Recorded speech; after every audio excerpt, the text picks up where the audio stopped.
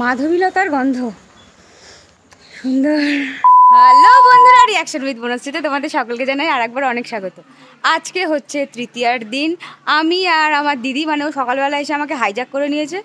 আর কোথায় যাচ্ছি, আজকে পুজো এসে গেছে, কোনো শপিং নেই, কিছু নেই, নাথিং। আমরা দুদিনে কিচ্ছু করিনি, আমরা বড় লোক, উই আর বড় লোকস, তাও আমরা কিছু করিনি, তার কারণ সেই ইচ্ছেটা ছিল না। যাই হোক, এখন পুজো একদম দোরগোড়ায় আর বাড়ির আশেপাশে একদম পুজো প্যান্ডেল সব শুরু হয়ে গেছে। তাই ঘুম থেকে ওঠার পরে মানে দেরি করে ঘুম ভাঙে আমার ন্যাচারালি। আজকেও আমি দেরি করে উঠেছি, শুটিং নেই, কাজ নেই। আর ইনি বাড়ি থেকে এসে আমাকে হাইজ্যাক করেছে। আর সঙ্গে আছে আমাদের নীলাম্বরী, ওখানটায় লালেশ, কি জানি তোর গাড়িটার নাম জানি দিদি? লীলাবতী। লীলাবতী, ওই যে লীলাবতী দাঁড়িয়ে আছে, কিন্তু লীলাবতীর অবস্থা খারাপ, সেই জন্য আজকে আমরা এই দুজনে মিলে এখন নীলাম্বরীকে নিয়ে বেরোবো। কোথায় যাচ্ছি, কি কি করছি, সঙ্গে থাকো, সবটা তোমাদের সঙ্গে শেয়ার করবো।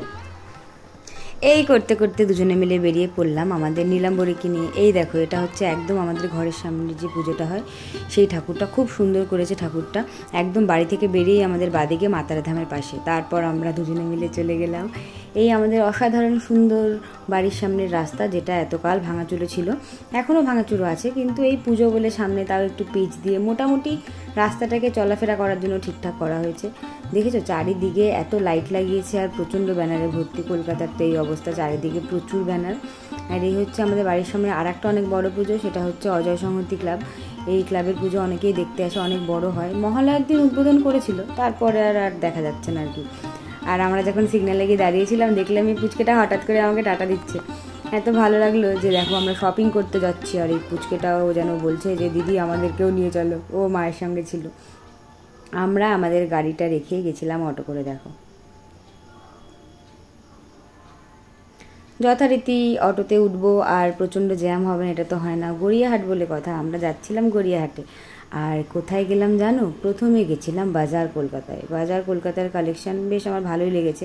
আর যদিও ওই শেষকালে গেলে কি আর সেরকম ভালো কোনো কালেকশান পাওয়া যায়, সেটা তো পাওয়া যায় না, সবাই নিয়েই চলে গেছে। কিন্তু তার মধ্যে থেকেও দিদির যেহেতু অনেক কিছু কেনাকাটা করার ছিল, ও বললো যে চল, মানে মোটামুটি আমাকে নিয়ে যায় সবাই বার্গেনিং করার জন্য। আমি তোমাদের আগেও বলেছি যে আমি বার্গেনিং করতে একদম মাহির, কিন্তু মল থেকে তো আর বার্গেনিং করা যায় না। তবুও পছন্দটাও নাকি মোটামুটি ভালো অনেকে বলে, সেই জন্য দিদি আমাকে নিয়ে গেছিলো যে চল দেখি, নিজে তো কিনবি না, কী হয়েছে, আমার জন্য পছন্দ করে কিনবি। কিন্তু সে কী আর হয়, বিশ্বাস করো, বাইরে বেরোলে যে কেনাকাটা কিছু না কিছু তো হবেই। বাজার কলকাতায় আমাদের মোটামুটি শপিং করা কমপ্লিট। তারপরে আমরা গিয়েছিলাম কোথায় জানো? আর একটা জায়গায় গিয়েছিলাম। প্রথমে গেছিলাম বাজার কলকাতায়, তারপরে আমরা গিয়েছিলাম স্টাইল বাজারে। কিন্তু যে প্রথমে দেখো স্টাইল বাজার থেকে যে জিনিসটা নেওয়া হয়ে গেছে, আমার তো মোটামুটি ভালোই লেগেছে। কেনাকাটা করার পরে তারপরে পেয়েছে প্রচণ্ড খিদে অবস্থা খারাপ।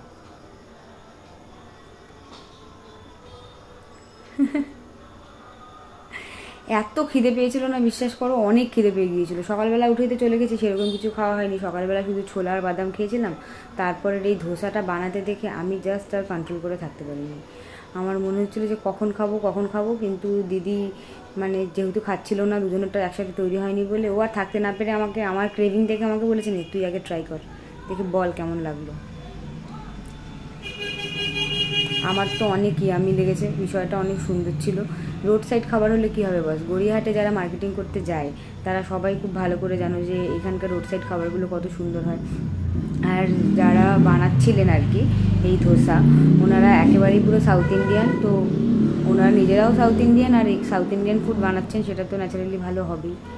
খুব সুন্দর ছিল। তোমরা যদি শপিং করতে যাও, দাওয়া শেষ করে আমরা চেতলা অগ্রণী সংঘ লাইটিং দেখতে দেখতে পৌঁছে গিয়েছিলাম শ্রীনিকেতনের সামনে। কারণ জানো, কারণ এখানে আমাদের জন্য একটা স্পেশাল পার্সন ওয়েট করেছিল অনেকক্ষণ ধরে। কে দেখে নাও, ও হচ্ছে আমার দিদির বর, মানে আমার দাদা, দিদির বর আমার দাদা। এটা একটা অন্যরকম কম্বিনেশন আছে, বিষয়টা বুঝে নিতে হবে তোমাদের। আগে দাদা, এবার আমাদের দুজনকে একা ছেড়ে ওর শান্তি হচ্ছিল না, ওই জন্য চলে এসেছে। হাসে দে একটু ভালো করে, বড় করে। আর এই যে দেবীকে ছেড়ে দেওয়া থাকতে পারছিল না, সেই জন্য চলে এসেছে। আর ইনি ম্যাডাম জবে থেকে ম্যানেজার হয়েছেন তারপর থেকে এনার কাজের চাপ আরো প্রচুর প্রচুর প্রচুর বেড়ে গেছে। আগে যাও আমাদের জন্য একটুখানি সময় থাকতো, এখন তো সেটা নেই। তাই একদিন ছুটি নিয়েছেন উনি শপিং করার জন্য, তাও সেই দিন ওকে এত কাজ এত কাজ এত কাজের ফোন আসছিল ওর। আমি তো রীতিমতো বিরক্ত হয়ে গিয়েছিলাম সারাটা দিন ধরে।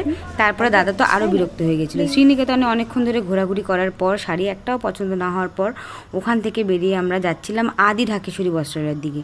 কিন্তু কি হয়েছিল জানো, প্রচণ্ড মেঘ করেছিল। এখানে অতটা বোঝা যাচ্ছে না, কিন্তু এত মেঘ করেছিল পুরো অন্ধকার হয়ে গেল, কালো। তারপরে আমরা চলে গেলাম এই আদি ঢাকেশ্বরী বস্ত্রালয়, 5 তলা মল। বউ শাড়ি কিনলে এরকম করে বসেই থাকতে হয়, কি আর করবি বল, কারণ কাউন্টারে প্রচুর ভিড়। ঠিক আছে, আমরা এই কাউন্টারে লাইনে পেয়েছি অনেক কষ্ট করে। একটা কাতান সিল্ক দিচ্ছে, কাতান শাড়ি শাড়ি শাড়ি শাড়ি শাড়ি শাড়ি। আমার ওই শাড়িটা ভালো লাগে। ওনাকে বলতো যে ওই শাড়িটা দেখাতে, ওই যে ওই শাড়িটা একটু দেখাও না, ওই যে 4 নম্বর থাকে 3 নম্বর শাড়িটা, তা ভাল লাগছে দেখে।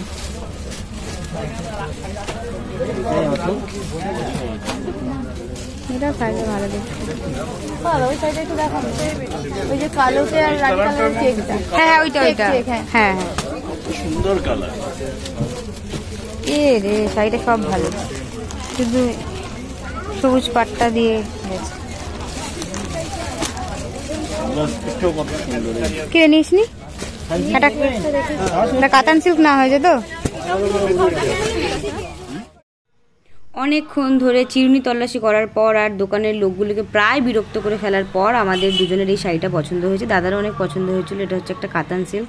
অবশেষে আমরা এই কাতান সিল্কটা নিয়ে সুন্দর করে টাকা পয়সা পেমেন্ট দিয়ে আর লোকগুলোকে রেহাই দিয়ে আমরা আদি ঢাকেশ্বরী বস্ত্রালয় থেকে এই শাড়িটা নিয়ে তারপরে চলে এলাম। তারপরে আমি দিদিকে জিজ্ঞাসা করছিলাম, কি রে যে শাড়িটা কিনলি এটা খুশি হয়েছিস তো? তারপরে ও বললো যে হ্যাঁ অনেক খুশি শাড়ি ওর পছন্দ হয়েছে আদি ঢাকেশ্বরী বস্ত্রালয় থেকে, সেটা হচ্ছে কাতান সিল্ক।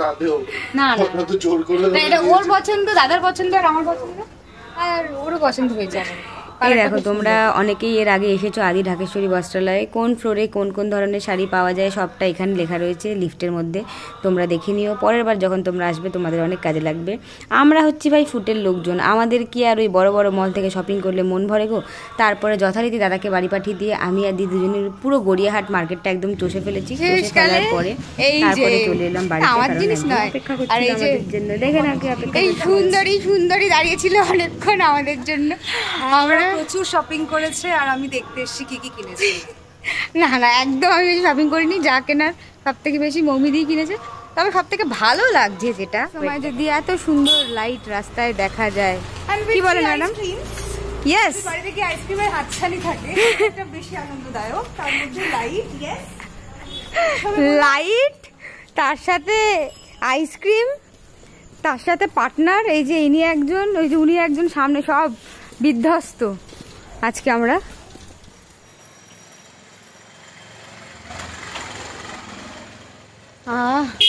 মাধবীলতার গন্ধ, সুন্দর।